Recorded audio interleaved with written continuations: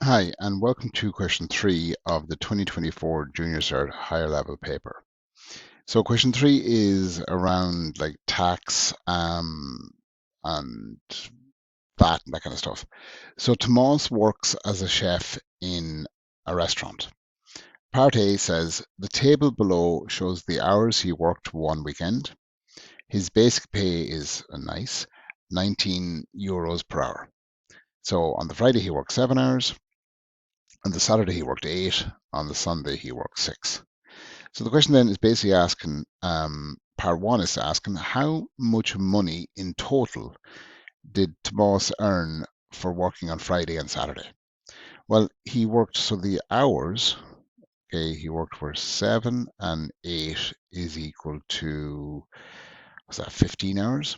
Okay, now we know he had 19 hours, 19 euro per hour, so in 1 hour he got 19, in 2 hours he got 38, or in 15 hours he got 19 times 15, which is, let's really quickly, although I have the answer on the next page, is 285 euro.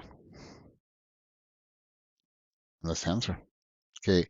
Now it says Tomas is paid as part two 50% extra for working on Sunday. How much did he earn for working on Sunday? So if he earns 19 per hour, if we get 50% of that, okay, we're going to get 19 times 50%, which is 9.5.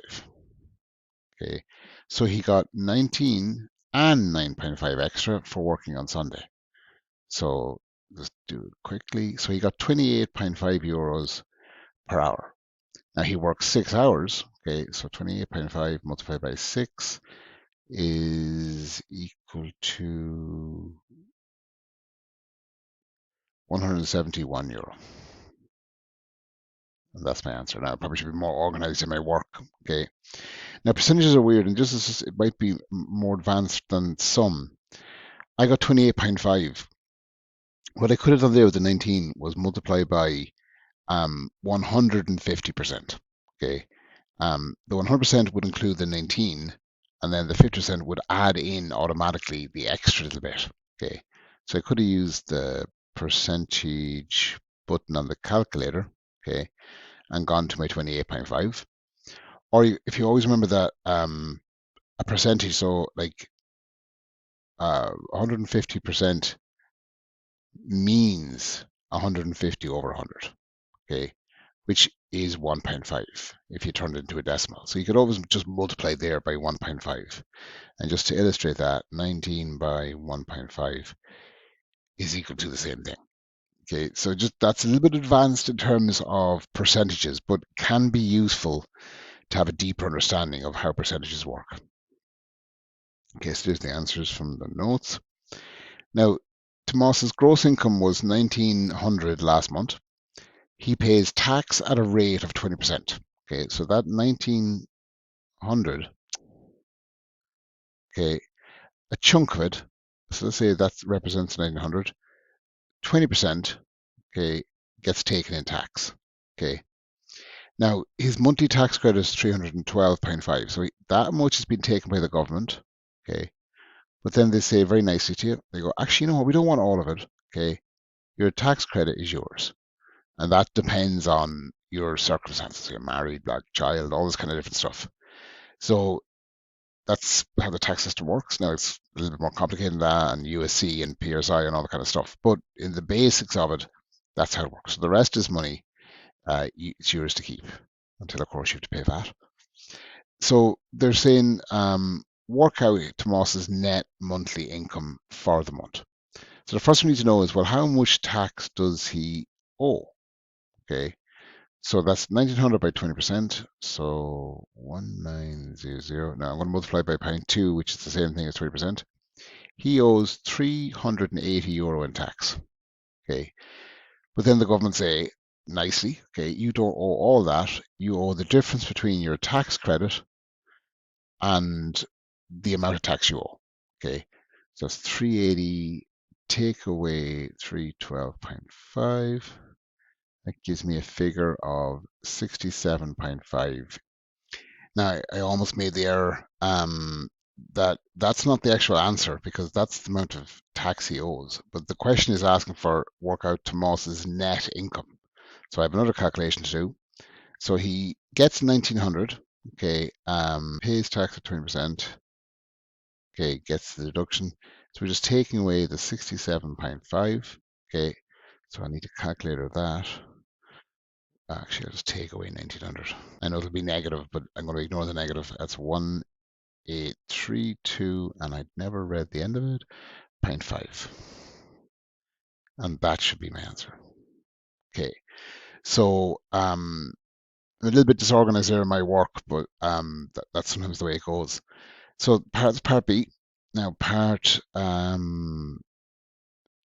C, part 1 says Tomas puts 2,500 into a special savings account. This account offers interest at a rate of 3.2% for 2 years compounded annually. Tomas does not put any money in or take any money out of the account over the 2 years. So how much interest will Tomas earn in the first year?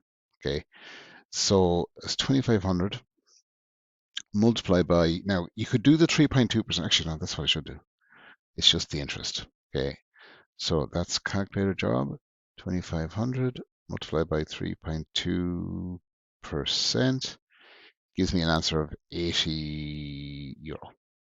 Okay, and then it says work out the total amount in the account after the 2 years. Now we could use the formula in the maths tables, okay, or I could just keep going. So how much will be in the account after the first year? Well, it's 2,580, and then he's earning two 3.2% at the over the second year. Now that will give us the interest earned. So I could multiply that by 100% as well. That would include the 2,580 or 2,580, which could be simpler or more simply put as 103.2%. That would include the 2,580 and the little bit extra. Okay, it's again, we had this earlier in this question. So 103.2. I'm going to use the percent button of the calculator. Make sure my figures are right. So I get a decimal answer there of 2662.56. 2662.56 euro. And that should be the answer. So you could read that different ways. I'm a terror for this.